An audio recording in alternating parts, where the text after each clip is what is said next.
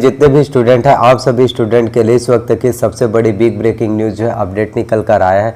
और वो अपडेट है आपके हॉस्टल वार्डन भर्ती परीक्षा के संबंध में। जी हाँ, छत्तीसगढ़ में जो है हॉस्टल वार्डन श्रेणी द के जो है 900 पदों पर जो है इस वक्त सबसे बड़ी अपडेट भर्ती निकल कर आया है। तो जो भी स्टूडेंट छत्तीसगढ़ में हॉस्टल वार्डन बनना चाहते हैं, आप जो है हॉस्टल वार्डन बन सकते हैं। हॉस्टल वार्डन श्रेणी द के जो है 900 पदों पर जो है इस वक्त सबसे बड़ी भर्ती जो है बिग ब्रेकिंग न्यूज़ जो है अपडेट निकल कर आया है। इस वीडियो में आप सभी को मैं कंप्लीट जानकारी बताऊंगा कि किस तरह से आप जो है हॉस्टल वार्डन बन सकते हैं। हॉस्टल वार्डन भर्ती परीक्षा की तैयारी आप जो है किस तरह से कर सकते हैं, कौन कौन से बुक आपको जो है पढ़ना चाहिए जिससे आप छत्तीसगढ़ में हॉस्टल वार्डन भर्ती परीक्षा एग्ज़ाम्स को जो है क्वालिफाई कर सकें। और एक चीज़ आपको बताना चाहता हूँ कि हॉस्टल वार्डन भर्ती परीक्षा में आपका जो है माइनस मार्किंग, निगेटिव मार्किंग भी देखने को मिलता है।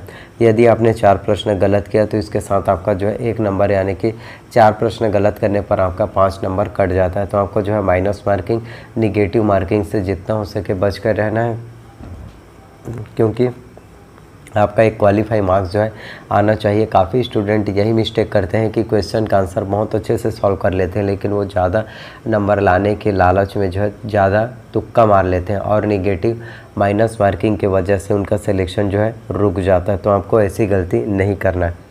तो योग्यता की बात करें सबसे पहले, तो इसके लिए योग्यता है आपके 12वीं पास। 12वीं जो है आपके माध्यमिक शिक्षा मंडल रायपुर बोर्ड से होना चाहिए। इसके साथ आपका जो है 1 वर्ष का कंप्यूटर का डिप्लोमा होना चाहिए। यदि आपने ITI कोपा किया, DCA किया, PGDCA किया, BCA किया या फिर आपने कंप्यूटर साइंस किया है, 1 वर्ष का कंप्यूटर का डिप्लोमा कोर्स होना काफ़ी ज़्यादा इम्पोर्टेंट है। इसके साथ हम बात करें आयु सीमा की, तो मिनिमम एज लिमिट आपका 21 वर्ष होना चाहिए, मैक्सिमम जो है 40 वर्ष होना चाहिए। कैटेगरी वाइज छूट की बात करें तो यदि आप SC और ST कैटेगरी वाले स्टूडेंट हैं तो आपको 5 वर्ष का छूट दिया जाता है।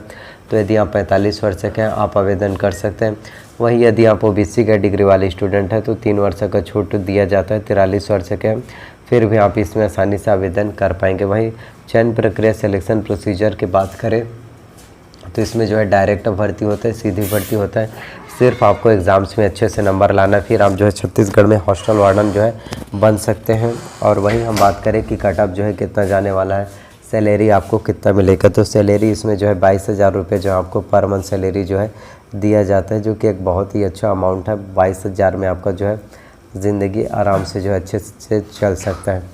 अब मैं आपको बताता हूँ सिलेबस के बारे में, ताकि आप लोगों को बहुत अच्छे से बेहतर जानकारी जो है अच्छे से समझ में आ सके और आप एग्ज़ाम्स में अच्छे से स्कोर कर पाएंगे। तो हॉस्टल वार्डन भर्ती परीक्षा के सबसे पहले आपको बताना चाहता हूँ सिलेबस के बारे में, ताकि आप जो है सिलेबस को बेहतर तरीके से समझ पाएंगे और एग्ज़ाम से आपके लिए उतना मुश्किल नहीं होगा अगर आप सिलेबस के बारे में अप टू डेट अगर आपको नॉलेज मिल जाता है। तो 50 अंकों के 50 प्रश्न जो है कंप्यूटर्स में पूछे जाते हैं। यही आपका गेम चेंजर है। यदि आप इसमें अच्छे से नंबर ला सकते हैं तो आपका सिलेक्शन जो है अवश्य रूप से हो पाएगा। अगर आपको कोई बोले कि जब तक तुम्हारा मैथ्स और रीजनिंग जो है अच्छे स्ट्रॉन्ग नहीं होगा, मैथ्स और रीजनिंग अगर तुम्हें नहीं आता तो तुम किसी भी कंपटीशन एग्ज़ाम को, व्यापम के एग्ज़ाम को क्वालिफाई नहीं कर सकते, तो आपको जो है उन लोगों की बातों पर नहीं आना है। कई बहुत से स्टूडेंट होते हैं जो कोई उनको जो है डीमोटिवेट कर देते हैं, तो वो उनके बातों में आ जाते हैं और उन्हें भी सच में लगने लगता है कि यार हमें तो गणित के प्रश्न जो है सॉल्व करने नहीं आता, गणित के प्रश्न जो है सॉल्व नहीं कर पाते, तो हमारा एग्ज़ाम्स कहाँ से क्वालिफाई होगा।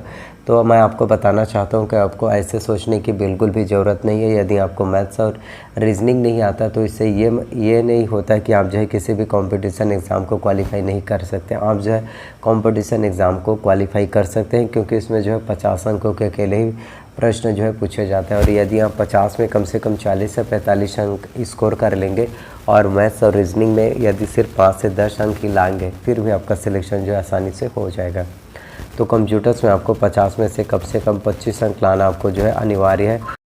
यदि हम बात करें तो इसमें आपका कंप्यूटर का परिचय, कंप्यूटर के उपयोग, कंप्यूटर का उपयोग जो है कहाँ कहाँ एवं किस लिए किया जाता है, इसकी सामान्य जानकारी, कंप्यूटर के प्रमुख भाग जिसमें आपका CPU, input device, output device के बारे में जानकारी, प्रिंटर के प्रकार जिसमें आपका इंकजेट, लेज़रजेट और अन्य सभी प्रकार की प्रिंटर की जानकारी पूछे जाएंगे। साथ ही ऑपरेटिंग सिस्टम के नाम जिसमें कमर्शियल एवं ओपन सोर्स ऑपरेटिंग सिस्टम के नाम, वर्ड प्रोसेसर, स्प्रेडशीट एवं प्रेजेंटेशन के उपयोग, कार्यालय में उपयोग के लायक सामान्य जानकारी, इंटरनेट के उपयोग, email, document serving, website serving, विभिन्न सरकारी विभागों के वेबसाइट की सामान्य जानकारी, ये सभी आपके कंप्यूटर्स में पूछे जाते हैं और फुल फॉर्म्स भी आपके एग्ज़ाम्स में आते हैं। साथ ही जो है शॉर्टकट कीज़ आता है, जैसे कंप्यूटर्स में कंट्रोल-C करने पर कॉपी होता है, कंट्रोल-V करने पर जो है पेस्ट होता है, कंट्रोल-J जस्टिफाई होता है, कंट्रोल-Alt+डिलीट जिससे रीस्टार्ट होता है। तो ये सभी चीज़ें हमको जो है शॉर्टकट कीज़ फुल फॉर्म जो है पता होना चाहिए। इसके साथ हम बात करें हिंदी के, तो हिंदी से एग्ज़ाम में 10 अंकों के 10 प्रश्न जो है पूछे जाते हैं। आप ये मत समझना कि हिंदी के व्याकरण आपके एग्ज़ाम्स में आएंगे तो हिंदी तो हम आसानी से जो है सॉल्व कर सकते हैं, हिंदी के प्रश्न हमसे जो है आसानी से बन जाएगा। आप ये कभी भी मत सोचना। देखिए, कॉन्फिडेंस रखना बहुत अच्छी बात है, लेकिन आप में जो है वो ओवर कॉन्फिडेंस नहीं होना चाहिए। आत्मविश्वास होना चाहिए, लेकिन अति आत्मविश्वास नहीं होना चाहिए। इससे बच कर रहिए, कॉन्फिडेंस लेवल मेंटेन करके चलिए। तो हिंदी व्याकरण में आपका स्वर, व्यंजन, वर्तनी, वचन, काल, संज्ञा, सर्वनाम, विशेषण, क्रिया का व्यवहारिक प्रयोग, समास, रचना एवं प्रकार, संधि में आपका स्वर संधि, व्यंजन संधि एवं विसर्ग संधि, व्याकरणिक अशुद्धियाँ, शब्द रचना में आपका उपसर्ग एवं प्रत्यय, शब्द प्रकार में आपका तत्सम, तद्भव, देशज, विदेशी, पर्यायवाची, विलोमार्थी, अनेकार्थी शब्द, अनेक शब्दों या वाक्यांशों के लिए एक शब्द, मुहावरे व लोकोक्तियाँ, ये सभी आपके जो है हिंदी के व्याकरण में पूछे जाते हैं। तो हिंदी की तैयारी करने के लिए आपको जो है दिल्ली IAS एकेडमी का बुक लेना है।